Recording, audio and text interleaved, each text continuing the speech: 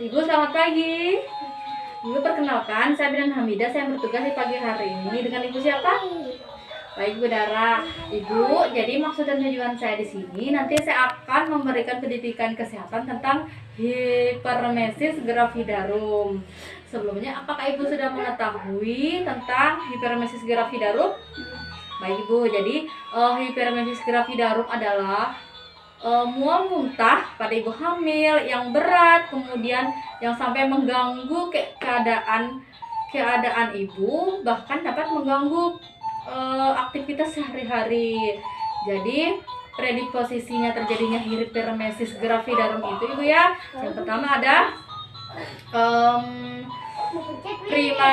primigravidarum, kemudian ada mola, kemudian ada kehamilan ganda atau kehamilan kembar ya. Jadi yang kedua itu ada masuknya Fili choriolis dalam sirkulasi darah. Kemudian ada alergi. Kemudian ada faktor psikologis seperti depresi, kemudian ada gangguan psikiatri, rumah tangga, kemudian kehilangan pekerjaan. Intinya semua masalah yang terjadi di ibu hamil. Kemudian terjadinya muntah ada jadi muntah adalah cara ibu ya dimana saluran cerna membuang isinya. Jadi semua yang ada di bagian perut bagian atas ini mengeluarkan isinya bila terjadi iritasi, rangsangan atau tegangan yang berlebihan pada usus seperti itu. Kemudian ada patofisiologisnya ibu. Jadi patologis hiperemesis gravidarum dapat menyebabkan cadangan karbohidrat dan lemak habis terpakai untuk keperluan energi karena oksidasi lemak yang tidak sempurna, maka terjadilah ketosis dengan timbulnya asam aseton asetik. Kemudian ada asam hidroksi butirik dan aseton dalam darah. Kemudian ibu tingkat hiperemesis gravidarum dibagi menurut tingkatannya itu dibagi menjadi 3. Yang pertama tingkat 1, ada tingkat 2 dan tingkat 3.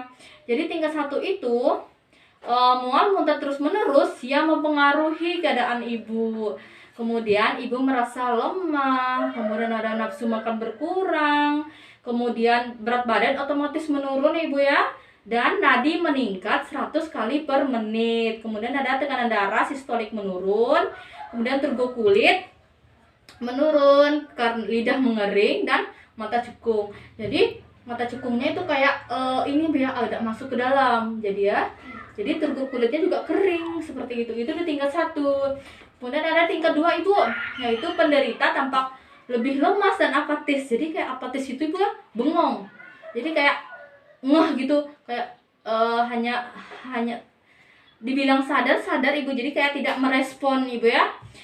Jadi turgor kulit juga menurun, kemudian lidah kering dan kotor, kemudian nadi kecil dan cepat, suhu kadang naik kadang turun, kemudian mata juga cekung ibu, kemudian disertai dengan ikteri, kemudian otomatis baby juga menurun, kemudian dan terjadinya konstipasi.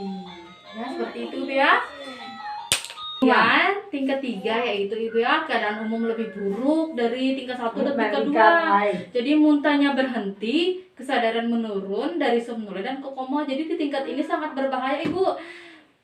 Sudah terjadi koma, kemudian nadi kecil dan cepat, kemudian suhu meningkat, kemudian tensi turun, kemudian komplikasi fatal terjadi pada susunan saraf yang dikenal sebagai pokoknya sistem saraf ibu ya, encephalopathy. Kemudian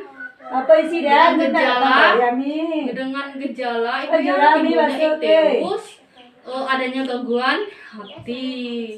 Kemudian ada perawatan ibu hamil dengan hiperemesis gravidarum di tingkat 2 dan 3 itu harus dirawat di rumah sakit. Jadi harus kita rujuk ke rumah sakit karena keadaannya sudah parah ibu ya. Kemudian kalau tingkat 1 itu bisa kita melakukan perawatan di rumah, bisa diberikan terapi obat anti mual. Kemudian obat-obatan yang diberikan hanya diperbolehkan diberikan suplemen multivitamin ibu, kemudian antihistamis, kemudian dopamin antagonis, kemudian serotin dan vitamin B1 dan 6. Jadi pemberian antihistamine itu bertujuan untuk menghambat secara langsung kerja histamin seperti resepsi H1. Ibu, jadi pemberian nutrisi untuk ibu hamil dengan hiperemesis gravidarum itu bahwa pemberian nutrisi tergantung pada derajat muntahnya. Seperti yang saya jelaskan tadi, kemudian berat ringannya depresi dan penerimaan penderita terhadap rencana pemberian makanan. Kemudian apabila peroralnya mengalami kesulitan, nanti bisa digunakan melalui NJT. Kemudian ada perawatan isolasi. Jadi perawatan isolasi ini misalnya ibu ditempatkan di suatu ruangan yang aman, kemudian tidak ada gangguan, yang tenang, jauh dari keramaian. Intinya ibu itu berada di ruangan yang tenang. Pokoknya seperti itu ibu ya. Kemudian ada terapi psikologisnya ibu. Jadi terapi psikologisnya itu kita harus meyakinkan ibu hamil bahwa penyakit hiperemesis gravidarum itu dapat sembuh. Kita harus memberikan ketenangan, kita harus menenangkan pasien itu ibu ya. Jadi ibu itu nggak usah takut, nggak usah sampai stres, depresi karena mual muntah ini. Jadi ini intinya semua dapat disembuhkan seperti itu ibu ya. Sejauh ini apakah ibu sudah mengerti? Baik ibu, apakah ibu ada pertanyaan? Baik ibu, terima kasih ibu ya. Nanti jika ada keluhan ibu bisa menghubungi saya atau tenaga kesehatannya. Terima kasih ibu Dara.